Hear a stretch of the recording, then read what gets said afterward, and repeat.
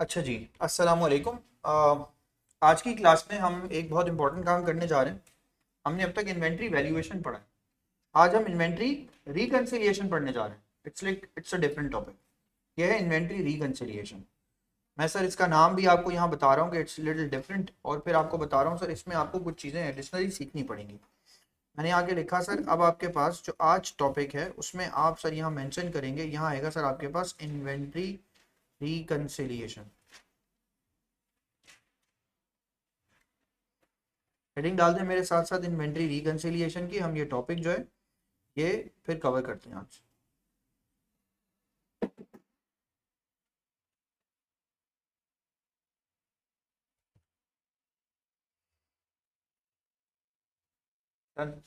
Sir inventory reconciliation के अंदर ना आपने सबसे पहले ना कुछ चीज़ों पे बहुत ज़्यादा फोकस करना है। एक तो वो ये कि सर हम इन्वेंट्री की रिकंसिलिएशन जब भी करते हैं तो हम पहली बात तो ये पढ़ने के लिए आ गए हैं सर, हम इन्वेंट्री को वेरिफिकेशन के दायरे में ले आएंगे। वेरिफिकेशन का मतलब समझते हैं आप?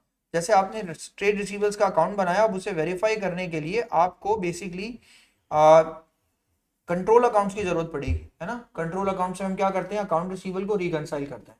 बीआरएस से हम क्या करते हैं, कैश बुक के बैंक के कॉलम को रिकंसाइल करते हैं। इसी तरह अभी इन्वेंट्री रिकंसिलिएशन, फिर से बोल रहा हूं मैं, बैंक रिकंसिलिएशन क्यों किया बॉस? बैंक रिकंसिलिएशन इसलिए किया ना खजर, ताकि क्या कर सकें, बैंक रिकंसिलिएशन इसलिए किया ताकि क्या कर सकें, कैश बुक के बैंक के कॉलम को रिकंसाइल कर सकें। और अकाउंट रिसीवेबल का कंट्रोल अकाउंट किस लिए बनाया, ताकि अकाउंट रिसीवेबल को रिकंसाइल कर सकें। आ रही है मेरी बात समझ में? ऐसे करेंगे।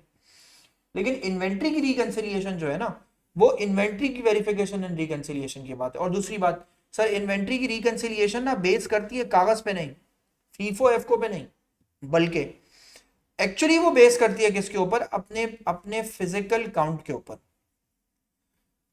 मैं आपको एग्जांपल दूं और एग्जांपल मैं आपको ये बोलूं, सर ये पेन है, मैं आपसे कहूंगी सर अगर मेरे पास ये एक पेन है तो मैं कहूंगा सर एक ही पेन है ना, हाँ ना, राइट, एक ही पेन है। अगर फर्ज करूं मेरे पास पीछे वेयर हाउस में 100 पेन रखे हैं ऐसे एप्पल पेंसिल, मैंने तुम्हें बोला, सब गौर से सुनो फातिमा, मैंने कहा कि बेटा यहाँ देखो खजर, मैंने कहा ये पेन जो है ये मेरे पास 100 है, 100 पेन।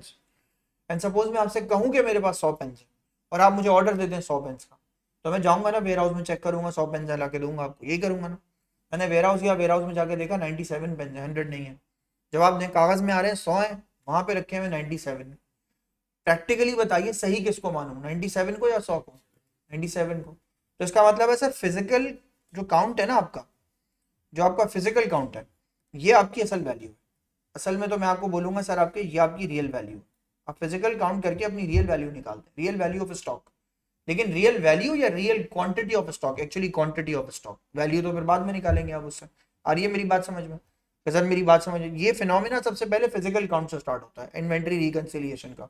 तो फिजिकल काउंट क्या चीज है सर? फिजिकल काउंट एक ऐसी चीज है कि सर मैं इसको मोतबर रखूंगा, मैं इसको प्रायोरिटाइज करूंगा ओवर माई पेपर वर्क। मेरे पेपर वर्क में अगर आ रहा है कि मेरे पास 5,000 गाड़ियां हैं, मेरे पास 50 गाड़ियां हैं, और अगर मेरे फिजिकल काउंट में आ रहा है मेरे पास 48 गाड़ियां हैं, तो इसका मतलब मेरे पास 48 है, 50 नहीं है। और ये मेरी बात समझे, पहले तो ये समझे फिर उसके बाद। तो सर फिजिकल काउंटिंग होती कैसे और इसकी एप्लीकेशन कहाँ कहाँ यूज हो सकती है? एक एप्लीकेशन तो मैं आपको ये बता रहा हूँ सर, फिजिकल काउंट करके आपको हमेशा अपनी क्या निकालनी होगी सर, फिजिकल काउंट करके आपको हमेशा अपनी क्या निकालनी होगी सर, दोबारा बताइए, क्लोजिंग इन्वेंट्री। एक तो ये बात एप्लीकेशन, लेकिन ये अप्लाई हो सकती है, सुने सर, इसका मतलब है हर महीने के आखिर में आप एक बार जो है ना वो अपनी इन्वेंट्री को फिजिकली काउंट करते होंगे ना। आप अपने बिजनेस की फातिमा जब भी इन्वेंट्री निकालेंगे तो महीने में एक दफा तो उसे काउंट करेंगे ना। एक दफा काउंट करेंगे, साल में आखिर में फिर एक बार काउंट करेंगे उसको, एक दफा करेंगे आप काउंट। फिजिकल काउंट का मतलब ये है कि आप जाके फिजिकली उसे काउंट करें।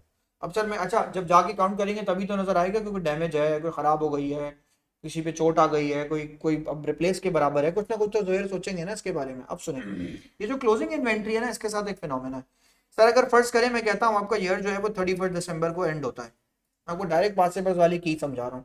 31 दिसंबर फर्ज कीजिए 2024 को आपका ईयर एंड होता है। फर्ज करें 31 दिसंबर को खिजर साहब का काम था, ये खिजर साहब जाके ना इसकी इसकी काउंटिंग करके आनी थी इनको, वो बीमार पड़ गए।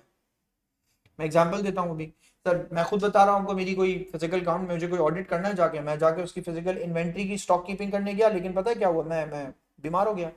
बीमार हो गया तो मैं उन 3-4 दिनों तक नहीं जा सका, किसी वजह से। आप पाकिस्तान में नहीं है, बाहर गए हैं, आपकी कोई मीटिंग है, आप अपना इन्वेंट्री को काउंट नहीं कर सके। तो जब आप वापस आए तो कुछ दिन और गुजर गए। जब आप वापस आए तो कितने दिन गुजर गए सर? जब आप वापस आए ना तो काफी दिन गुजर गए, और आपने आगे देखा जनवरी 8 2025 को, सर अब मैं इस दिन जो है वो अपने बिजनेस में अपना कदम दोबारा रख रहा हूँ और मैं वापस आ गया। सर जवाब दें, जब मैं दोबारा आ जाऊंगा तो इन 7 दिनों में कोई ना कोई इन्वेंट्री की मूवमेंट तो हुई होगी ना? बोलो हाँ या ना। इन दिनों में कुछ इन्वेंट्री की मूवमेंट तो हुई होगी। अब जरा इस इन्वेंट्री की ना इस दरमियान इन दिनों में जो मूवमेंट हुई है, मतलब मैं आपको इन दोनों को कनेक्ट करके यहाँ पे बताता हूँ, इन दोनों को कनेक्ट करके बताता हूँ, इनमें कुछ मूवमेंट हुई है। मूवमेंट पता है क्या हुई है? मूवमेंट यहाँ देखिएगा, मैं 31 दिसंबर वाले को बोलता हूं कि वो आपके लिए क्या है, फर्ज कीजिए ओपनिंग इन्वेंट्री। अच्छा, अब फिजिकल काउंट का फलसफा यूज करना, फिजिकल काउंट का फातिमा। मैंने कहा अगर कुछ परचेज किया होगा तो जवाब दो परचेजेस यानी ओपनिंग इन्वेंट्री में ये परचेज वाली इन्वेंट्री क्या हो गई होगी? ऐड। अगर मैं गिनने की बात कर रहा हूं, गिनूंगा तो ऐसा ही। फिर मैंने अगर उसमें से कुछ वापस कर दिया होगा तो सर मैं वहां क्या लिखूंगा आगे? परचेजेस क्या मेंशन करूंगा सर? Purchases return. सर उसको मैं इसमें से क्या कर दूंगा? माइनस। फिर जवाब दें सर, मैं फिर यहाँ पे आके क्या लिखूंगा? सेल्स। सेल्स को मैं इसमें क्या कर दूंगा सर? प्लस या माइनस? सेल्स को क्या करूंगा सर मैं इसके अंदर? सेल्स में मेरी इन्वेंट्री आएगी या जाएगी? जाएगी, तो क्या कर दूंगा अपने पास से? माइनस। फिर सर सेल्स रिटर्न में मैं क्या कर दूंगा सर? सेल्स रिटर्न में मेरे पास इन्वेंट्री क्या होगा? आ जाएगी, चली जाएगी? वापस आ जाएगी, तो मैंने प्लस किया। मैं फिजिकल इन्वेंट्री की मूवमेंट की बात कर रहा हूँ, वो आपकी इनकम स्टेटमेंट की बात नहीं कर रहा। जब आप फिजिकल इन्वेंट्री खरीदते हैं तो आपके पास इन्वेंट्री क्या होता है? आ जाती है। परचेजेस करते हैं तो इन्वेंट्री ऐड होती है। अच्छा, उसके बाद चेक करें सर। फिर उसके बाद सर फर्ज करें अगर आपका कोई स्टॉक डैमेज हो गया हो तो डैमेज स्टॉक को आप क्या करेंगे? प्लस करेंगे या माइनस कर देंगे? माइनस कर देंगे। स्टॉक स्टोलन हो गया होगा तो भी क्या कर देंगे सर? माइनस कर देंगे, तो ये माइनस हो गया। सर जवाब दीजिए, फिर इससे आपका क्या बनेगा? फिर सर इससे आपका बनेगा, सर मैंने यहाँ के मेंशन किया, यहाँ आएंगे, यहाँ के मेंशन करेंगे, यहाँ लिखेंगे आगे सर क्या चीज? Closing inventory, right. ये जो पूरा का पूरा आपका फलसफा है, ये पूरा का पूरा फलसफा किस चीज के ऊपर बेस कर रहा है? ये बेस कर रहा है काउंट। दोबारा वर्ड यूज कर रहा हूं मैं, क्या? काउंट। दो तरह के काउंट होते हैं सर, अब याद रखिएगा सर। मैं यहाँ आके आपकी दूसरी साइड पे ना यहाँ के मेंशन करता हूँ, दो तरह के काउंट होते हैं सर। एक काउंट होता है सर जिसको आप कहते हैं सर, वो होता है आपके लिए सर फॉरवर्ड काउंट। एक होता है सर आपके लिए कौन सा काउंट? एक होगा सर आपके लिए, मैंने लिखा कि एक होगा बैकवर्ड काउंट। फॉरवर्ड या बैकवर्ड काउंट। सर नहीं आई बात समझ में? और से देखो सामने, अगर मैं ओपनिंग से क्लोजिंग की तरफ आऊंगा तो जवाब दीजिए ये फॉरवर्ड हुआ या बैकवर्ड हुआ? अगर मैं ओपनिंग से क्लोजिंग की तरफ आऊंगा तो ये फॉरवर्ड है या बैकवर्ड है? फॉरवर्ड है। लेकिन अगर मैं क्लोजिंग से ओपनिंग की तरफ जाऊंगा तो जवाब दीजिए ये फॉरवर्ड है या बैकवर्ड है? ये बैकवर्ड है। पर जब मैं बैकवर्ड में जाऊंगा ना तो याद रखिएगा मैं हर चीज जो कि प्लस हो रही है उसको क्या कर दूंगा? माइनस, और माइनस वाली चीज को क्या कर दूंगा? प्लस। सबसे बड़ा मसला तो ये आएगा। बैकवर्ड काउंट में ये करेंगे आप। आ रही है मेरी बात समझ में? यानी आप हमेशा सोचेंगे फॉरवर्ड फिर ही बैकवर्ड करेंगे, मतलब परचेजेस से इन्वेंट्री आती है तो प्लस होना चाहिए, लेकिन बैकवर्ड में आप उसको क्या कर देंगे? माइनस। आप रिवर्स करेंगे उसको। अच्छा, अब जरा मेरी बात सुने भाई, जरा खजर ना, ये वाली बात जरा इंपॉर्टेंट है। ये वाली बात ना सब लोग भाई बेटा जरा गौर से सुनना, सब जितने भी लोग हो ना ऑनलाइन, सारे लोग, सब लोग, सबको मैं ये बात बता रहा हूँ। उसके बाद फिर ये जरा बात ना, इसको जरा डाइजेस्ट करना होता है अनीक, इस बात को ना अनीक बेटा, दुआ इसको डाइजेस्ट करना होता है जो मैं बात बोलने जा रहा हूँ आपसे। यहाँ देखिएगा, सेल्स, जवाब दीजिए, सेल्स कॉस्ट पर होती है या सेलिंग प्राइस पर? सेल्स कॉस्ट पर होती है या सेलिंग प्राइस पर? सेलिंग प्राइस पर। सेलिंग प्राइस पर ना सर, तो एक मसला है। अब देखिएगा वापस आई कहानी घूम के, कहानी कहाँ घूम के आई? इन्वेंट्री काउंट करो या इन्वेंट्री वैल्यू करो, यानी इन्वेंट्री रिकनसाइल करो या इन्वेंट्री वैल्यू करो। मगर इन्वेंट्री को किस पे रखना है आपको? था यार, इन्वेंट्री को रखना आपको किस पे? इन्वेंट्री लिखिए नीचे, inventory should be valued at, लिखें, शुड बी, दोबारा लिखें, inventory should be valued at lower of cost और NRV. Inventory should be valued at lower of cost और एनआरवी, इन दोनों में से किसी पे लोअर पे होनी चाहिए। अब होनी अगर कॉस्ट या एनआरवी भी चाहिए तो जवाब दें सेलिंग प्राइस का, तो फिर कोई तस्वुर ही नहीं है ना। अगर किसी चीज को कॉस्ट या एनआरवी पर होना चाहिए तो जवाब दीजिए मैं उसे सेलिंग प्राइस पर कैसे रहने दूं? नहीं रहने दे सकता ना। इसका मतलब है सर मैं अपनी सेल्स की जो भी मेरी वैल्यू है उसे मैं कन्वर्ट करूंगा। सर तो मैं इसको कन्वर्ट किसके ऊपर करूंगा? सर मैं इसको कन्वर्ट करूंगा किसके ऊपर? सर कॉस्ट के ऊपर। सेलिंग प्राइस पे होगी ना सेल्स, तो सेल्स को मुझे कन्वर्ट करना पड़ जाएगा किसके ऊपर, फिर से बोलो, कॉस्ट के ऊपर। अभी सिर्फ समझा रहा हूँ, अभी क्वेश्चन दिखाता हूँ इसका, मेरी बात समझ में आई? सर अब जवाब दें तो इसका मतलब है सर अब एक फलसफा नहीं आ गया हमारे सामने इसी क्वेश्चन को देख के, कि आपको सेल्स को कन्वर्ट करना होगा किसके ऊपर, मैं यहाँ लिखता हूँ, सेल्स को आपको कन्वर्ट करना होगा किसके ऊपर सर, कॉस्ट के ऊपर, राइट।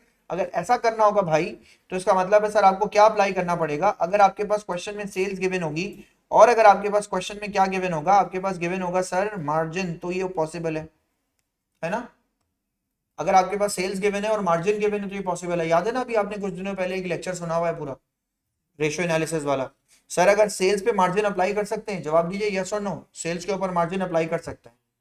लेकिन सर अगर सेल्स के ऊपर मार्जिन अप्लाई कर सकते हैं तो एक मसला आएगा, सुनिएगा जरा गौर से, सेल्स पे तो मार्जिन अप्लाई होकर कॉस्ट निकल आएगी, लेकिन अगर सेल्स गिवन हो तो क्या आप डायरेक्टली उसके ऊपर मार्कअप अप्लाई कर सकते हैं? नहीं। तो अगर आपके पास सेल्स गिवन हो और आपके पास मार्कअप गिवन हो तो आप डायरेक्ट अप्लाई नहीं कर सकते, बल्कि आपको मार्कअप को किस में कन्वर्ट करना पड़ेगा, आपको मार्कअप को कन्वर्ट करना पड़ेगा किसके अंदर सर, मार्जिन में।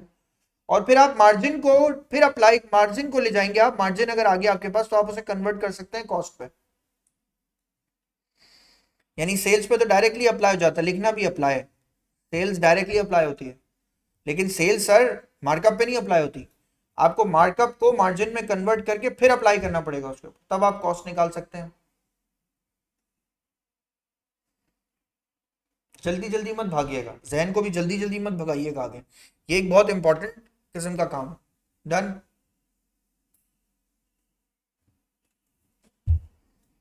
डन?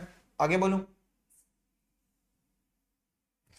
अब सुनिए सर, सर अब जरा एक इंपॉर्टेंट नोट जो मैं आपको बता रहा हूं उसको जरा देखिएगा, एक सेकंड रुक जाइए यार, कुछ वॉल्यूम जो है ना बहुत ज्यादा। हेलो हेलो, क्या मेरी आवाज क्लियर आ रही है सबको? हमाद समझ नहीं आए, हमाद मैं दोबारा बोलूँ, हमाद मेरी बात सुनो, यहाँ देखना, हमाद हमाद गौर से देखो और इस बात को ना फिर समझो। हमाद पहले तो मुझे एक बात बताओ, मेरी आवाज क्लियर है? बिल्कुल क्लियर है? हमाद आवाज बताओ क्लियर है या नहीं है? जी सर क्लियर है, डन। अब सुने सर, मेरी बात सुने सब लोग, एक मिनट के लिए दोबारा देखें। सर मैं आपसे कहता हूँ, फर्ज कीजिए आपके पास 1 लाख किसी चीज की कॉस्ट है, और वो जो 1 लाख आपकी कॉस्ट है उसको आप 1,20,000 का बेचते हैं, है ना? सही है? सही कहा मैंने, गलत कहा? अच्छा चलिए, थोड़ा सा आसान करने के लिए मैं आपको कहता हूँ, जो 1 लाख वाली चीज है उसको आप 1,25,000 का बेचते हैं।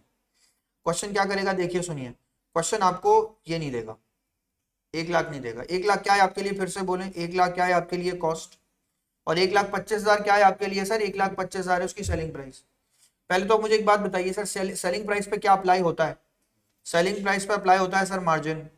एग्जामिनर क्या करेगा, एग्जामिनर आपको ये भी नहीं देगा, आई बात समझ में, मार्जिन नहीं देगा, बल्कि वो आपको क्या देगा, वो देगा आपको कॉस्ट के ऊपर क्या अप्लाई करते हैं सर, कॉस्ट के ऊपर अप्लाई करते हैं सर आप मार्कअप, तो मैंने यहाँ लिखा आके कॉस्ट के ऊपर आप अप्लाई करेंगे मार्कअप, ये देगा आपको। अब मेरी बात सुनिए सर, क्या मैं सेलिंग प्राइस को मार्कअप पे अप्लाई कर सकता हूँ? नहीं सर, मुझे इसको इवेंचुअली किस पे अप्लाई कराना पड़ेगा सर, मुझे अप्लाई कराना पड़ेगा सेलिंग प्राइस को किसके ऊपर सर, मार्जिन के ऊपर। मैंने यहाँ लिखा सर आके, मैं सेलिंग प्राइस को किसके ऊपर अप्लाई करूंगा, मार्जिन पे। लेकिन सर मार्जिन गिवन नहीं है, मार्जिन तो गिवन नहीं है। अब क्या गिवन है, गिवन क्या है आपके पास, फिर से बोलें, गिवन क्या आपके पास, मार्कअप गिवन है ना, मार्कअप। मैं रिपीट कर रहा हूं, जिनको मैंने हाईलाइट किया है वो गिवन नहीं है। और अच्छा, बहुत आसान कर दूं आपके लिए, गिवन को उड़ा ही देता हूं ना, इसको मैंने जान ही छुड़ा दी, गिवन नहीं है। आ गई बात समझ में? ऐसे गिवन है जैसे है ये, आ गई बात समझ में? अब क्वेश्चन कह रहा है आपसे, क्वेश्चन आपको बोल रहा है सर आपका मार्कअप जो है ना वो 33.33% है, फर्स्ट कीजिए, और आपको जो है 33.33% के मार्कअप को कन्वर्ट करना है किसके अंदर, आपको इसको कन्वर्ट करना पड़ेगा किसके अंदर सर, फिर बोले मार्जिन में आपको कन्वर्ट करना पड़ेगा। हम बात यहां तक बात समझ में आई कि बेटा अगर क्वेश्चन में कॉस्ट निकालनी हो और वो ना गिवन हो, और आपको मार्जिन जो है वो ना गिवन हो, और आपको गिवन हो मार्कअप, तो आप मार्कअप पे डायरेक्ट अप्लाई नहीं कर सकते, बल्कि आपको क्या करना पड़ेगा, आपको पहले कन्वर्ट करना पड़ेगा मार्कअप को किसके अंदर, मार्जिन। सर मार्कअप को जो मार्जिन में कन्वर्ट करते हैं तो उसका एक फॉर्मूला होता है सर, फॉर्मूला क्या होता है आप लिख लें सर, ये formula, markup divided by 100 plus markup, markup divided by 100 plus markup. Markup कितना है सर, फिर से बोलिए, 33.33%। रेशो वाली क्लास दोबारा से रिपीट कीजिएगा, सब कुछ उसमें रिकॉर्डेड है, और यहां नीचे लिखूंगा सर मैं 133.33%। आ रही है बात समझ में? ऊपर गिवन है सर 33.33% और मैंने नीचे कर दिया 133। सही किया ना मैंने? क्यों था? बिल्कुल, कन्वर्जन का फॉर्मूला मैंने 33.33 डिवाइडेड बाय 100 प्लस 33.33 किया, तो आंसर सर नीचे ये बना। लेकिन अब याद रखिए सर, ये जो है, ये जो अब आपने इसको डिवाइड कर लिया, ये किस चीज के बराबर हो गया सर? ये डिवाइड होके बराबर हो गया किसके? मार्जिन के। मेरा एक सवाल है सर, ये मार्जिन जो होता है ये मेरे लिए क्या होता है? ये मेरे लिए प्रॉफिट होता है या मेरी कॉस्ट होता है? मार्जिन या मार्कअप क्या होते हैं मेरे लिए? प्रॉफिट होते हैं। क्या होते हैं सर ये मेरे लिए? प्रॉफिट। तो इसका मतलब है सर इससे तो मैं क्या निकालूंगा? प्रॉफिट। अच्छा, आप जरा खुद भी देखिए, अगर ये प्रॉफिट है तो मैं आपको एक और कहानी बताऊं, अगर मुझे कॉस्ट निकालना हो तो कैसे निकालूं? नीचे वाले इस 100 को मैं ऊपर रखता हूं, यानी मैं कोई चीज 133 रुपए की बेचता हूं और वो मुझे सर 100 रुपए की पड़ती है। अगर मैं सीधी सीधी बात बोलूं आपको, अगर आप रेशो वाला वो देखेंगे ना सर, आपको ये बात मेरी बहुत आसानी से समझ में आ जाएगी। आपको एक दफा जाके बस ये चीज देखनी होगी, ये कन्वर्जन मैंने एक दिन क्लास में कराई है। अगर आपको कॉस्ट निकालनी हो तो आप 33 को क्या करें? रिप्लेस कर दें 100 से। एग्जाम्पल के तौर पर मैं आपको बताता हूं मैं क्या कह रहा हूं सर। 33.33, यहां देखो 33.33, इसके अंदर क्या है सर? प्रॉफिट। तो 100 क्या है इसके अंदर सर? कॉस्ट। आ गई मेरी बात समझ में? अगर कोई चीज मैं 133.33 की बेचता हूं और अगर उसके अंदर सर 33.33 क्या है? प्रॉफिट, तो जवाब दीजिए 100 उसके अंदर क्या है सर? 100 उसके अंदर कॉस्ट। आ गई बात समझ में? तो सर मैंने प्रॉफिट निकालने के लिए तो ये फॉर्मूला यूज किया, लेकिन अगर सर मुझे डायरेक्टली कॉस्ट निकालनी हो तो मैं ये फॉर्मूला यूज कर लूंगा। आ गई बात समझ में? अच्छा, जब समझ में आती है, जब बच्चा ना इसको अप्लाई करता है, अप्लाई करें, सुनिए आपको मेरी बात, पहले ये अप्लाई करें, ये वाला फॉर्मूला। हम आज इसका ऊपर वाला फॉर्मूला अप्लाई करते हैं। पहले तो ये अप्लाई करते हैं सर 1,25,000 के ऊपर। सर मैंने अप्लाई कर दिया सर 33.33 डिवाइडेड बाय, मैंने इसको कर दिया सर 133.33। सर आंसर निकालिएगा इसका, इससे आपको इसका प्रॉफिट मिलेगा सर। इसका प्रॉफिट निकाल लें पहले।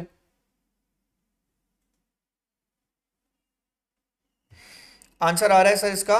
नहीं, पहले प्रॉफिट तो निकालो। 3124.7.65। सर फर्ज करें ये इसका प्रॉफिट आ गया। अब एक स्टेप और करना पड़ेगा मुझे, क्योंकि मुझे कॉस्ट चाहिए। कॉस्ट चाहिए तो मैं क्या करूंगा सर? कॉस्ट चाहिए तो मैं इसकी जो सेलिंग प्राइस है 1,25,000, उसके अंदर से सर मैं 31,247.65 को क्या कर दूंगा सर? माइनस। सर जब मैं माइनस करूंगा तो मेरा आंसर आएगा ऑलमोस्ट 93,725, नहीं 752। सर इसका आंसर आएगा 93,752। आ रही है मेरी बात समझ में सर? लेकिन मैं यही 93,752 डायरेक्ट भी ला सकता हूं।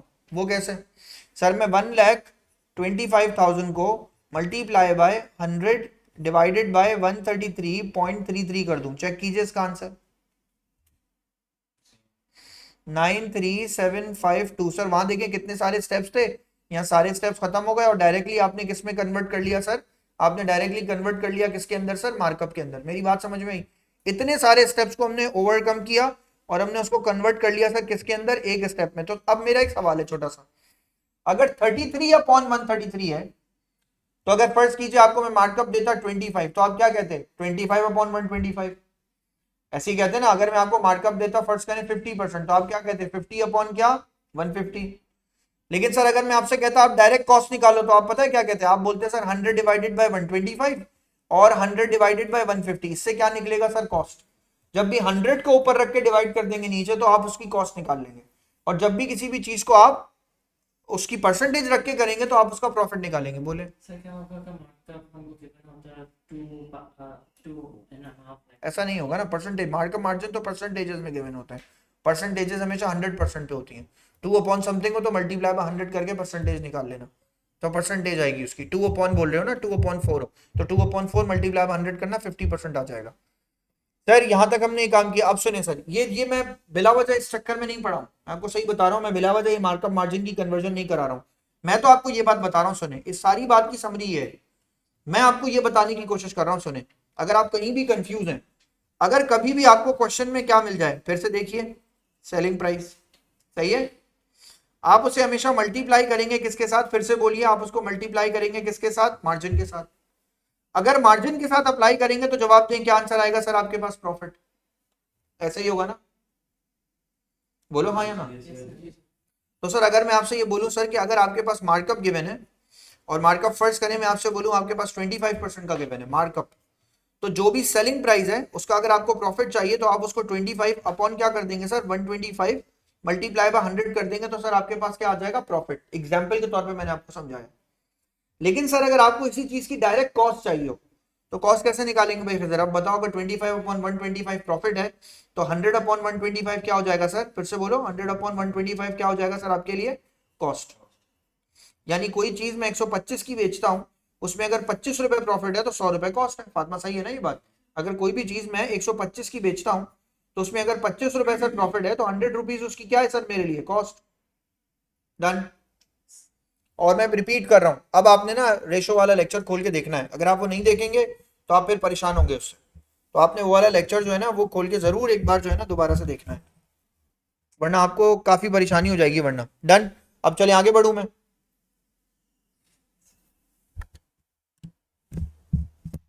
सर ये आपने एसपी को मार्जिन में क्यों पुट करा है? एसपी को मार्जिन में नहीं पुट करा है, अभी तो तुम्हारे सामने क्वेश्चन नहीं है, मैं तुम्हें फिर बोल रहा हूँ, क्वेश्चन खोलने जा रहा हूँ मैं। क्वेश्चन क्या कह रहा हूँ, सेलिंग प्राइस गिवन होगी, मार्कअप गिवन होगा। तो हम एक बात बताओ, सेलिंग प्राइस और मार्कअप को आपस में मल्टीप्लाई कर सकते हैं? पहले मुझे बताओ, नहीं कर सकते ना?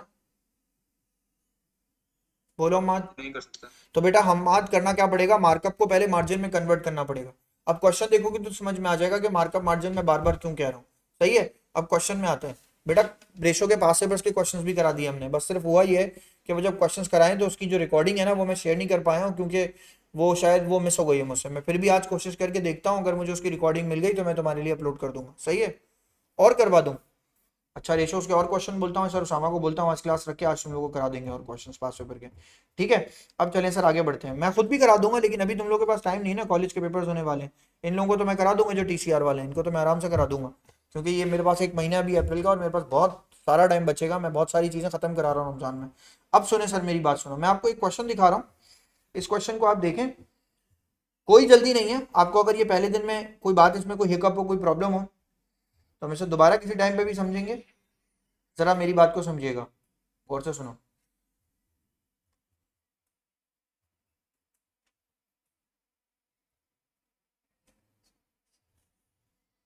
हम्म,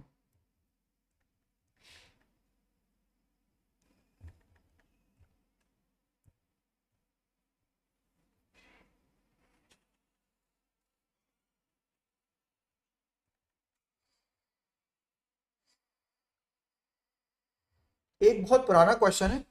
अच्छा इस क्वेश्चन को देख के मैं ये नहीं कह सकता ये आपके पेपर में नहीं आएगा, लेकिन मैं आपको एक बात बता रहा हूँ, इस तरह के क्वेश्चन अब पास पेपर में काफी टाइम से नहीं आए, ये मैं आपको जरूर बता रहा हूँ। शुरू में क्यों बता रहा हूँ सर, शुरू में मैं आपको इसलिए बता रहा हूँ ताकि आपको ये ना हो कि यार आप इस तरह के क्वेश्चन करें और फिर आप ढूंढते रहे पास पेपर में और आपको क्वेश्चन ना मिले। मैं आपको एक क्वेश्चन करा रहा हूँ जो कि पास पेपर का है, पुराना है, बहुत वैलिड है, अच्छा भी है और आपको बात भी समझा देगा पूरी। जो मैंने आपको अभी कहानी सुनी पूरी कहानी है इसमें। चलो भाई खैर सुनो, देखना भाई हमाद हमारा अगर कोई क्वेश्चन में यहाँ पे प्रॉब्लम हो ना तो सर आप सस्पेंस करवाएंगे टीसीआर में। कल क्लास होगी बेटा सस्पेंस अकाउंट की, अगर आपको लेनी हो तो आपको मैं टाइम बता दूंगा। कल सस्पेंस की क्लास जो है ना वो 3:30 बजे से लेकर 4:30 बजे तक होगी। लेकिन अभी तो सस्पेंस में यहाँ एएस वालों को भी मैंने नहीं कराया है, मैं बाद में कराऊंगा, जब बताऊंगा तब करवाइए, कर लीजिएगा। सर अब सुनिए यहाँ देखें, Larry a retailer whose financial year ends on 31st May failed to check his stock until 8 June 2009। आगे लिखा है at that date is stock cost valued at 72,200। फिर से पढ़ो खजर खजर बंद करो और गौर से सुनो। सर देखिए मैंने आप आगे क्या लिखा हुआ है, सर मैंने यहाँ लिखा Larry a retailer whose financial year ends at 31st May failed to check his stock until 8 June 2009। क्या मतलब हुआ, ये वही कहानी हुई ना कि आपको सर 31 मई को क्या करना था, स्टॉक चेक करना था। आपने कब तक चेक नहीं किया, 8 जून तक। तो 31 मई वाला आपके लिए क्या बन गया सर, ओपनिंग इन्वेंट्री। और 8 जून वाला आपके लिए क्या बन गया सर, 8 जून वाला आपके लिए क्या बन गया सर, क्लोजिंग इन्वेंट्री। आ गई बात समझ में? बोलो खजर बात समझ में आई? मैं 8 दिन तक इन्वेंट्री काउंट नहीं कर सका। ओपनिंग कौन सी है, 31 मई वाली, और क्लोजिंग कौन सी है सर, 8 जून वाली। एट दैट डेट का मतलब 8 जून को, 8 जून को जो वैल्यू ऑफ स्टॉक है वो 72,200 है। सही है, ये वैल्यू ऑफ स्टॉक है, स्टॉक काउंट नहीं है। आ रही है मेरी बात समझ में? अच्छा ये जरा थोड़ा सा टिपिकल क्वेश्चन है, लेकिन इसमें आपको कहानी समझ में आ जाएगी। लारीज मार्कअप इज 30% ऑन कॉस्ट। जवाब दें, क्वेश्चन में क्या गिवन है आपके पास, मार्कअप। अब हमारी बात समझ में आई, क्वेश्चन में मार्कअप गिवन होता है, इस मार्कअप को हमें सर इवेंचुअली किस में कन्वर्ट करना पड़ेगा, मार्जिन में। सर जवाब दें, मार्जिन में कन्वर्ट करेंगे तो 30 को कैसे कन्वर्ट करेंगे, 30 अपॉन क्या कर देंगे 130, और अगर डायरेक्ट कॉस्ट निकालनी हो तो सर क्या कर देंगे 100 अपॉन क्या 130। आ गई बात समझ में, बेसिक। मैंने क्या कहा था 30 अपॉन 130 से इसका प्रॉफिट निकल आएगा और 100 अपॉन 130 से इसकी क्या निकल आएगी सर कॉस्ट। सर आगे देखिए, during the first 8 days of June the following transactions took place. लिखा है purchase for goods for resale. जवाब दो, परचेजेस कॉस्ट पे होती है सेलिंग प्राइस पे? आप जब कोई चीज परचेज करते हैं तो कॉस्ट पे करते हैं सेलिंग प्राइस? सर ये तो कॉस्ट है सर, इसे कन्वर्ट करने की जरूरत नहीं है। आगे बढ़े, purchase return. Sir purchase return आपने किए होंगे ना, तो आपने किस पे किए होंगे, सेलिंग प्राइस पर या cost per? Sir cost per, इसे भी कन्वर्ट करने की जरूरत नहीं है। जवाब दे, सेल्स। सेल्स सेलिंग प्राइस पर होता है या कॉस्ट पर? सेलिंग प्राइस पर। सर तो ये गिवन क्या है आपके सामने, मैंने यहां लिखा सर ये क्या गिवन है आपके सामने सर, सेलिंग प्राइस। आपको इस सेलिंग प्राइस को कन्वर्ट करना पड़ेगा किसके अंदर, कॉस्ट पर। 25,000 मेरी सेलिंग प्राइस है, कन्वर्ट अब किससे करूं, ऊपर वाले फॉर्मूले से करूं या डायरेक्ट नीचे वाला फॉर्मूला अप्लाई कर दूं? डायरेक्ट नीचे वाला फॉर्मूला अप्लाई कर दें, कॉस्ट आ जाएगी डायरेक्ट। अगर मैं ऊपर वाला फॉर्मूला निकालूंगा तो पहले क्या निकालूंगा, प्रॉफिट पे, प्रॉफिट को माइनस करूंगा और फिर ये आंसर निकालूंगा। सर डायरेक्टली मल्टीप्लाई कर दें सर इसको 100 डिवाइडेड बाय क्या कर दें सर आप 130, आंसर निकालिए सर इसका। यानी कन्वर्जन बहुत आसान है बेटा, जो गिवन होता है मार्कअप उसको उसी को नीचे 100 में ऐड कर देते हैं। यानी अगर आपके पास 30 गिवन है तो आप डिवाइडेड बाय 130 कर देंगे। अगर 25 गिवन होता, अगर यहाँ पे 25 गिवन होता मार्कअप, तो मैं डिवाइडेड बाय 125 कर देता। यानी क्या ही बात समझ में।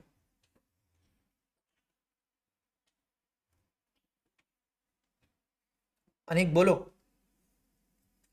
क्या आंसर आ रहा है सर आपके पास, 19,800। सर ये इसकी क्या आ गई फिर दोबारा बताइए, कॉस्ट।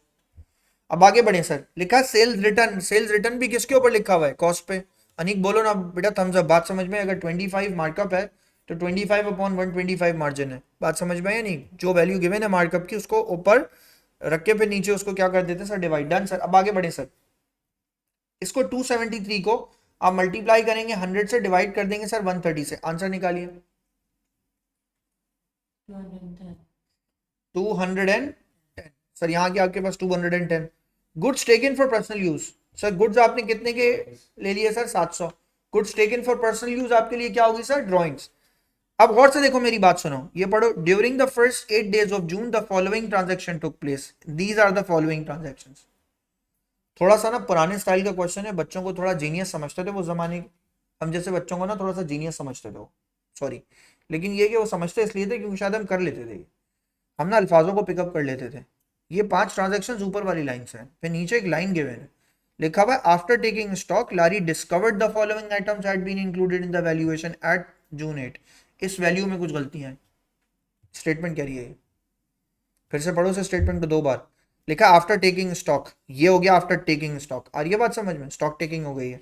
आगे क्या है, Larry discovered that the following items included in the valuation of 72,200 had what, had the following errors. आ रही है बात समझ में। पहले तो मुझे एक बात बताइए, ये कहानी तो मुझे समझ में आ रही है, बैकवर्ड काउंट है। बैकवर्ड क्यों है सर, क्योंकि 8 जून से मुझे 31 मई दोबारा जाना है। दोबारा बोले सर, मुझे मई की 31 पर जाना है, और कहां से जाना है सर, मुझे जाना है जून की 8 से। आ रही है बात समझ में। ये बैकवर्ड है फॉरवर्ड है, बोलो ना भाई क्या है ये बैकवर्ड है फॉरवर्ड है? सर बैकवर्ड है। क्यों सर बैकवर्ड है, क्योंकि 8 जून से मई में जाना है, तो आपके लिए बैकवर्ड हो गया। तो इसमें जो प्लस माइनस है वो तो देख लेंगे। लेकिन सर ये क्या है, ये जो नीचे गिवन है ये क्या है, ये तो एडजस्टमेंट्स है, ये तो फॉरवर्ड काउंट है। इसको आप फॉरवर्ड भी बोल सकते हो, या आप इसको सीधा सीधा बोलो ये एडजस्टमेंट्स है। ये तो एडजस्टमेंट्स है, ये बैकवर्ड फॉरवर्ड काउंट नहीं है। ये कह रहे हैं कि जो आपकी 72,200 की वैल्यू है उसमें कुछ एरर्स हैं। 2 दफा पढ़े इस लाइन को, इस लाइन को 2 दफा पढ़े, मैं फिर से बोल रहा हूं आपको ताकि मेरी बात समझ में आए। ये एरर्स हैं, आ गई बात समझ में। एरर्स को तो हम एरर्स की तरीके से ट्रीट करते हैं ना, फॉरवर्ड के मतलब सर मतलब पढ़े, a parcel of stock which had been water damage, कोई चीज वाटर डैमेज हो गई। This has been on sale, tricky बात है, this has been on sale. Sale किस पे होती है, कॉस्ट पे या सेलिंग प्राइस पे? हाँ हाँ, सेल किस पे करते हैं, सेलिंग प्राइस पे भाई। सर सेलिंग प्राइस पे आप उसको सेल करते हैं, किसी चीज को कॉस्ट पे बेचते हो आप, प्रॉफिट पे रख के बेचोगे ना। तो सर 390 की वो चीज आप बेच रहे थे, अब वो क्या कह रहा है, नाउ इट इज वर्थलेस। आप क्या 390 अपने पास से माइनस करेंगे या कॉस्ट, कॉस्ट। सर तो मल्टीप्लाई करूंगा मैं उसको कितने के साथ, 100 अपॉन कितने के साथ, 130 के साथ। सर जवाब दीजिए, आंसर कितना आ गया, 300। तो 300 मेरी क्या आ गई सर, कॉस्ट। तो मैं अपने पास से इन्वेंट्री में से क्या माइनस करूंगा, 300। थोड़ा ट्रिकी है, थोड़ा सा टाइम लगेगा डाइजेस्ट होने में, मगर हो जाएगा, आपको समझ में आएगी बात।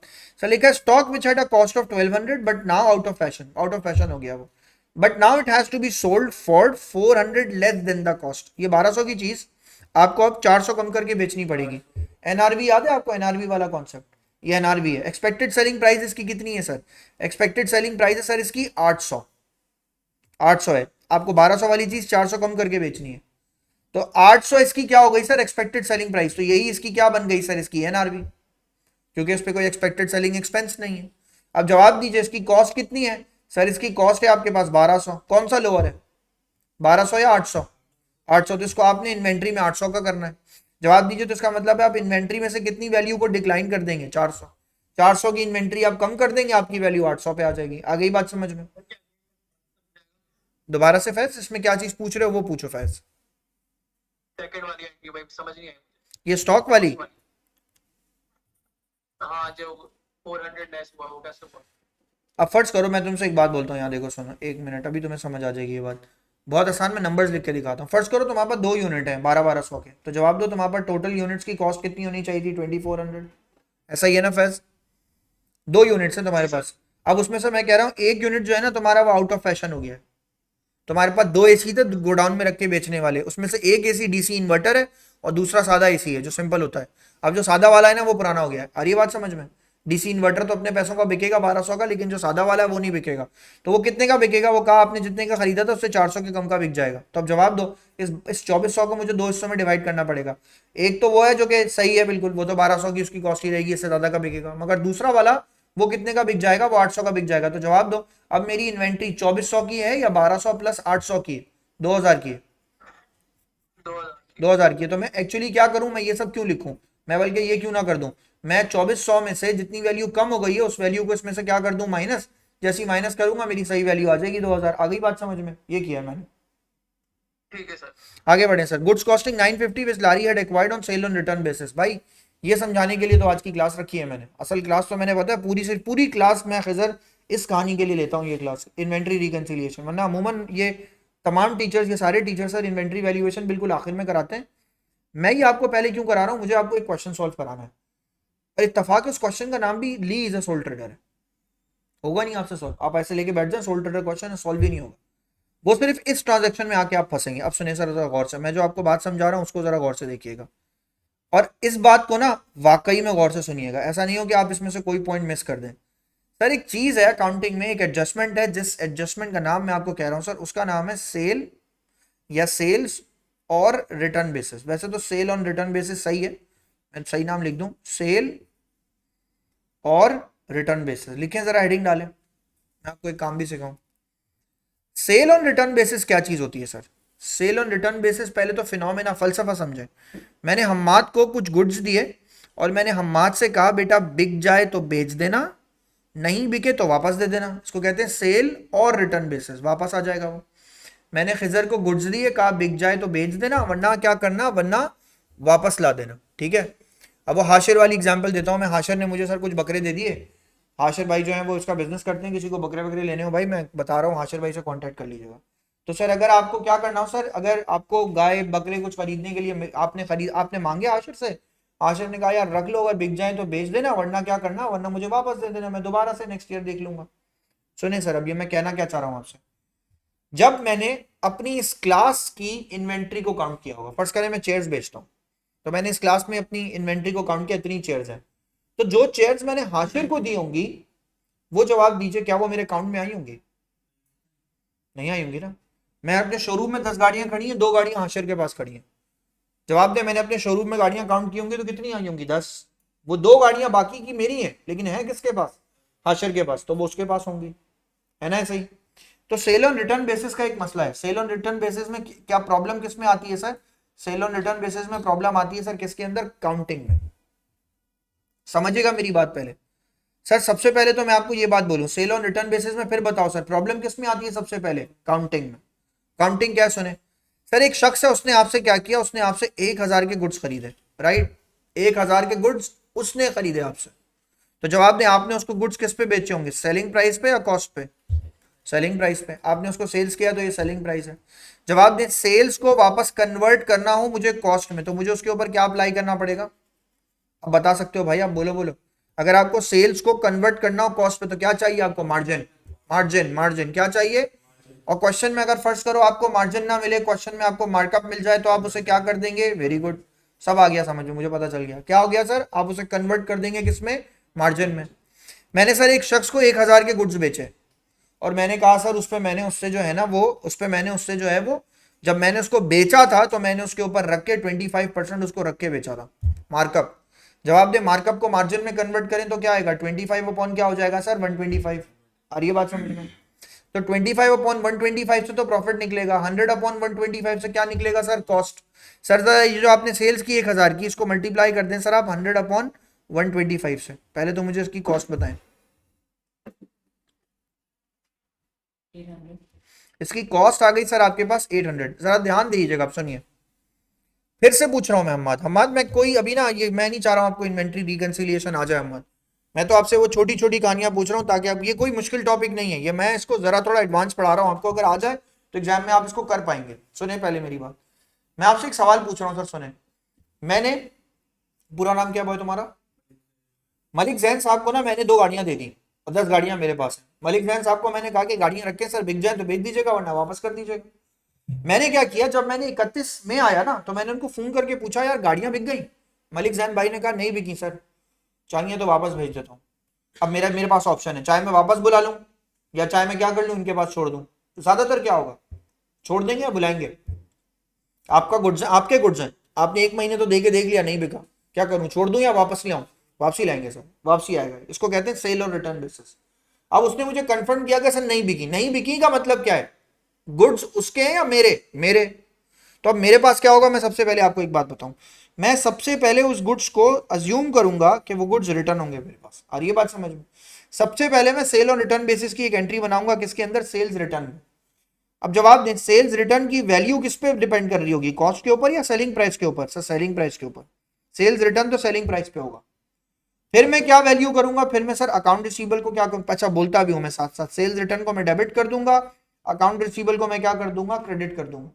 ऐसे ही करेंगे ना, जब कोई चीज रिटर्न होती है तो एंट्री कैसे पास करते हैं? सेल्स रिटर्न को डेबिट करते हैं और अकाउंट रिसीवेबल को क्या करते हैं फातिमा? क्रेडिट। लेकिन ये दोनों वैल्यूज में किसके ऊपर रखूंगा? सेलिंग प्राइस पे। सर नहीं समझ में आई बात बेटा, जब 1000 के गुड्स उसने वापस किए तो आप एंट्री पास करेंगे sales return debit account receivable credit by 1000। अब सुने सब लोग, अब सुने सब लोग जरा ध्यान से। इसका मतलब सेल्स में से 1000 माइनस होगा और रिसीवेबल में से भी कितना माइनस होगा? 1000। क्योंकि सर ये गुड्स उसने बेचे नहीं, वो बेच नहीं पाया, तो इसका मतलब है रिटर्न हो गई मेरे पास। Thums up. बात समझ में आई? इतनी इतनी तो बात मुझे बताएं कि सर ये गुड्स मैंने उसको दिए, वो नहीं बेच पाया। अगर वो नहीं बेच पाया तो जवाब दीजिए, क्या ये गुड्स मुझे वापस, क्या ये गुड्स फिर मेरे पास क्या वापस आ रहे हैं? सर बोलिए, बात समझ में आ गई? तो इसका मतलब वापस हो गए तो मैं ये कहूंगा सर ये मेरे लिए क्या हो गया सर? ये मेरे लिए सेल्स रिटर्न हो गए, राइट? हाँ या ना? यस और नो? Yes sir. अब सुने, इक्विटी में तो कोई फर्क नहीं पड़ेगा, रेवेन्यू आपका कम हो जाएगा और एसेट आपका कम हो जाएगा। हो गया? लेकिन अब सवाल समझा, सेल और रिटर्न बेसिस एक दुनिया की वाहिद एंट्री होती है फातिमा जिसमें अकाउंटिंग में 3 जगह से सर इंपैक्ट पड़ता है। 3 2। अब सर हम तो डेबिट क्रेडिट करते हैं, नहीं नहीं, ये डेबिट क्रेडिट से जरा एडवांस है, बाहर की चीज है। आखिरी इंपैक्ट इसका कहां पड़ेगा? आखिरी इंपैक्ट इसका पड़ेगा किसके ऊपर? इन्वेंट्री के ऊपर। और कौन सी इन्वेंट्री के ऊपर सर? क्लोजिंग इन्वेंट्री के ऊपर। क्योंकि आपको तो लग रहा है इन्वेंट्री आपकी आपकी क्लास में जितनी चेयर्स है वो है, हालांकि 2-3 चेयर्स तो आगे भी पड़ी हुई हैं कहीं। तो क्लोजिंग इन्वेंट्री आप जब कैलकुलेट करेंगे तो जाहिर सी बात है आप जवाब में फिर से पूछूं मैं, 10 यूनिट्स मेरे पास है, 2 यूनिट किसी और के पास है, तो मेरे टोटल यूनिट्स कितने हुए? तो मैं वो 2 यूनिट्स अपने पास ऐड करूंगा ना, तब आएगा ना। अब जवाब दें, इन्वेंट्री को किस पे चलाते हैं सर? सेलिंग प्राइस पर या कॉस्ट पर? Cost per. मेरी बात समझ में आई? तो इसका मतलब है सर आपको इस 1000 को, इस 1000 को आपको कन्वर्ट करना पड़ेगा किसके अंदर? कॉस्ट में। और हमने कन्वर्ट किया हुआ है, कितने पे कन्वर्ट किया था हमने जोहेर? 800 पे। तो कॉस्ट में हम कितना ऐड करेंगे? कॉस्ट में हम ऐड करेंगे ये 1000। आ गई बात समझ में? ये पूरा कॉपी करो, अब एक सरप्राइज दिखाता हूं आपको। ये पूरा कॉपी करें, फिर एक सरप्राइज है। मुश्किल बात सेल और रिटर्न बेस है, परचेज और रिटर्न बेस भी तो हो सकता है। आपने खरीदा ये सोच के कि बिक गई तो बेच दूंगा, नहीं तो वापस कर दूंगा। लेकिन जब सेल और रिटर्न बेसिस पढ़ रहे तो देखिए कन्वर्जन का मसला है। फातिमा देखो कन्वर्ट करना पड़ रहा है सेल्स रिटर्न को और अकाउंट रिसीवेबल को, तो मैंने सेलिंग प्राइस पे लिख दिया, लेकिन जब इन्वेंट्री पे मैं आया तो मैंने उसको क्या किया सर, मैंने उसको कन्वर्ट किया। आ रही है मेरी बात समझ में? तो तीन बातें सामने आपके सामने लिखी हुई है सर, फिर से देखिएगा, एक सेल और रिटर्न बेसिस एआर, फिर उसके बाद एसआर, और उसके बाद इन्वेंट्री की क्लोजिंग। अब मैं जा रहा हूं वापस क्वेश्चन में, कर लिया ना बॉस कॉपी? वो बच्चा कॉपी कर रहा है, सब लोगों ने बेटा कॉपी कर लिया। मैं क्वेश्चन में आपको एक चीज दिखा रहा हूं, देखिएगा, कॉपी कर लिया सबने? थम्स अप जल्दी जल्दी। मैं आपको एक चीज दिखाता हूं इसमें। डन। अब सुने क्वेश्चन को, देखें क्वेश्चन तो यूनिक निकला। सर ने तो जान लगा के सेल और रिटर्न बेसिस पढ़ा दिया, मुश्किल चीज पढ़ा दी। क्वेश्चन क्या कह रहा है? गुड्स कॉस्टिंग 950, कॉस्ट तो क्वेश्चन ने दे दी। विच लारी हैड एक्वायर्ड, लारी का तो क्वेश्चन है, लारी ने खरीदा है या बेचा है? लारी ने खरीदा है, लारी हैड एक्वायर्ड। आ रही है बात समझ में? On sale on return basis, बच्चे ने सेल ऑन रिटर्न बेसिस पढ़ते ही सबसे पहले सोचा यार कन्वर्ट करना पड़ेगा, है ना बेटा? सेल ऑन रिटर्न बेसिस पे उसने खरीदा है। ये एक्चुअली सेल और रिटर्न बेस हुआ या परचेज और रिटर्न बेस हुआ? ये परचेज और रिटर्न बेस हुआ। फिर से पढ़े दो दफा इस लाइन को। कह रहा है लारी ने खरीदे हैं ये goods, Larry had acquired on sale on return basis. लिखूंगा तो ऐसा ही ना कि लारी ने खरीदे किस बेसिस के ऊपर? लारी ने खरीदे हैं इन बेसिस के ऊपर जिसको सेल ऑन रिटर्न बेसिस। अगर बिक गया तो बेच देगा लारी, वरना क्या करेगा? वरना वापसी कर देगा। आई बात समझ में खैसरिए? जोहेर बात समझ में आई? Larry had acquired on the basis of what? On the basis of sale on return basis. आ गई बात समझ में? सर इसका क्या मतलब? इसका मतलब है आपको इस वैल्यू को कभी भी कन्वर्ट नहीं करना, यही है कॉस्ट। आ रही है मेरी बात समझ में? अब जवाब दें, अगर मैंने गुड्स खरीदे हैं ये सोच के कि बिक गए तो बेच दूंगा वरना वापसी कर दूंगा, तो ये मेरे हैं या उसके? उसके हैं सर। तो मेरे पास से क्या हो जाने चाहिए? माइनस। मेरे पास से माइनस हो जाने चाहिए। क्यों माइनस होने चाहिए? क्योंकि मेरी इन्वेंट्री में नजर आ रहे हैं, लेकिन ये मेरी इन्वेंट्री में क्या होने चाहिए? नहीं होने चाहिए। आ गई बात समझ में? ड्यूरिंग ड्यूरिंग में या गुड्स सोल्ड ड्यूरिंग में फॉर 1560। अब ये सोल्ड है, जवाब दे सर सोल्ड से 1560 है, ये सेलिंग प्राइस होगी या कॉस्ट होगी? ये क्या होगी? गुड्स सोल्ड, तो ये सेलिंग प्राइस होगी सर। सेलिंग प्राइस का मतलब है सर 1560 को आप मल्टीप्लाई करेंगे 100 अपॉन कितने के साथ? 130 के साथ। सर इसकी कॉस्ट निकालें।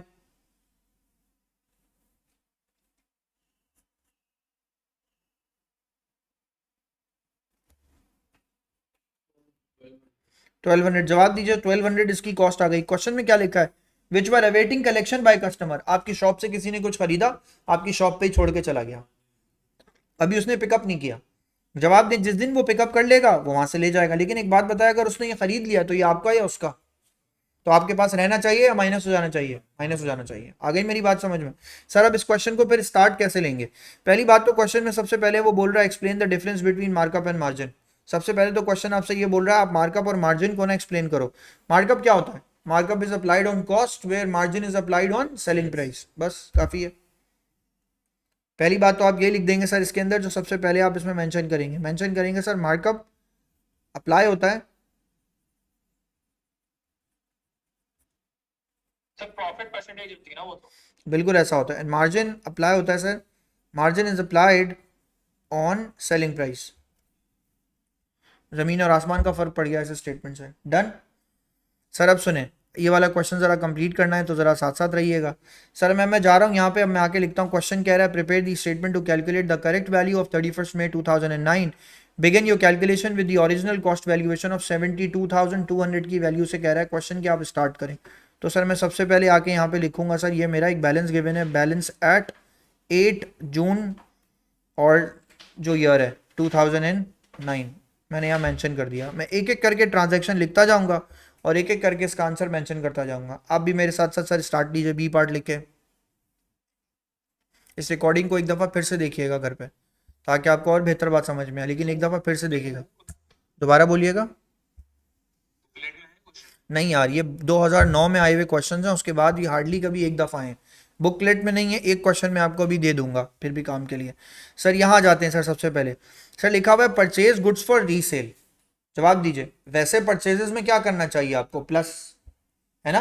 परचेज हुआ तो गुड्स आपके पास आने चाहिए। अब आप फॉरवर्ड जा रहे हैं या बैकवर्ड जा रहे हैं? बैकवर्ड जा रहे हैं, तो आप 21,200 को इसमें से क्या कर देंगे सर? माइनस। 21,200 को सर मैंने यहाँ लिखा और यहाँ के मैंने मेंशन किया कि सर यहाँ लिख देंगे आके परचेजेस।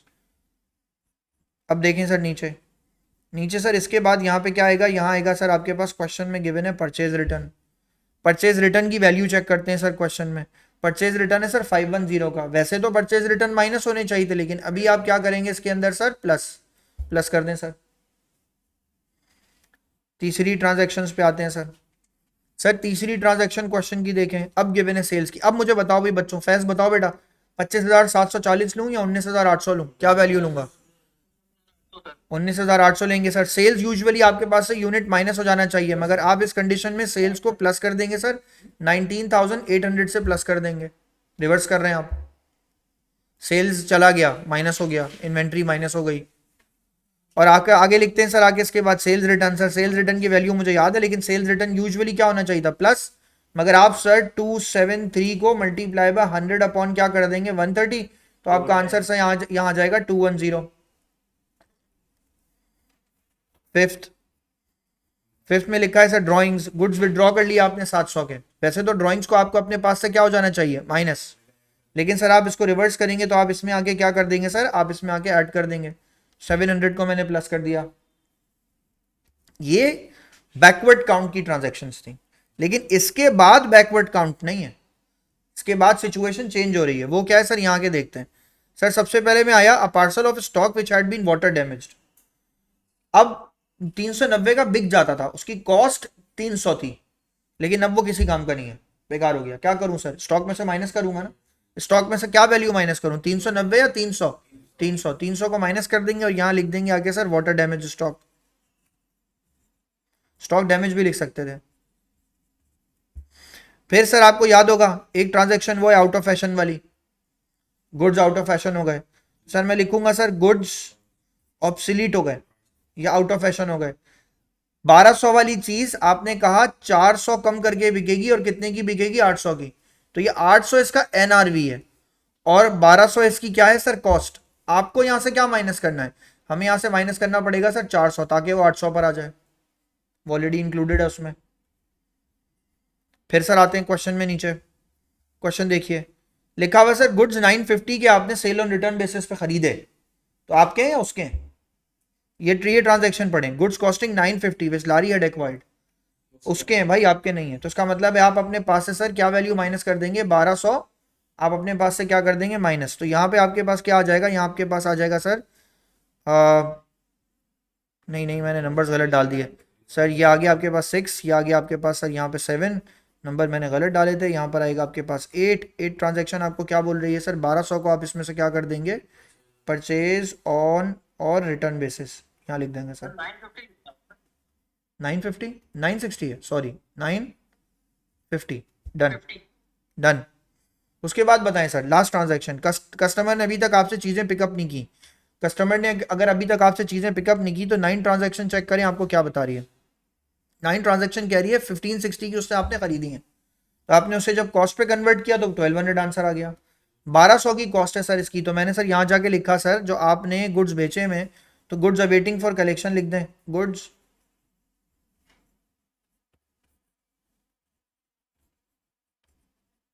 क्या वैल्यू है,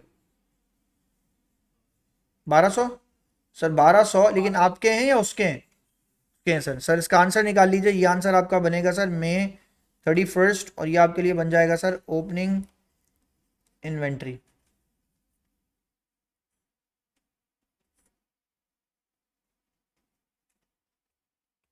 68,950 है सर। 68,950 फिर से चेक कर लो यार सब प्लस माइनस करके। यार ये कैसे हो सकता है, सेल्स भी प्लस हो गई, सेल्स रिटर्न भी प्लस हो गई, नामुमकिन है। सेल्स क्या करते हैं यूजुअली, सेल्स यूजुअली क्या करते हैं सर, सेल्स होते हैं तो आपके पास से गुड्स जाते हैं, तो आपने प्लस किया, तो सेल्स रिटर्न को तो आपको माइनस करना पड़ेगा ना। सेल्स रिटर्न का मतलब है गुड्स यूजुअली आपके पास आ जाएंगे तो आप माइनस करेंगे, आपने माइनस किया हुआ है। आंसर यही आ रहा है 68950, सही है। फिर अगर ये आंसर आ रहा है तो परफेक्ट है। सब चेक कर लो भाई, सबका आंसर सेम आ रहा है, बिल्कुल फायदा। सेल्स रिटर्न मैंने माइनस किया फिर उसमें से, डन है सर। यहाँ तक आपका काम खत्म हो गया बेटा, इन्वेंट्री वैल्यूएशन का टॉपिक खत्म हो गया। 3-4 दिन है आपके पास, कल से आपकी एब्जॉर्प्शन स्टार्ट होगी। हाँ हाँ आराम से, इस वीक में एंड हो जाएगी। जुम्मे तक नहीं होगी तो कम से कम सैटरडे संडे को खत्म हो जाएगा, जुम्मे तक हो जाएगी। वैसे यहाँ तक आ जाओगे कि पेपर पूरा कर लोगे आराम से, फुल मतलब 100%। तो आप लोगों का काम ये है कि आपने 3-4 दिन में इतना काम कर लेना है कि आपका एब्जॉर्प्शन कॉस्टिंग के ना पास पेपर्स आ जाए, ताकि हम यार इसको ना खत्म कर लें लाइक रमजान के अंदर ही अंदर, और हम सिंगल एंट्री भी खत्म कर लें उससे पहले पहले।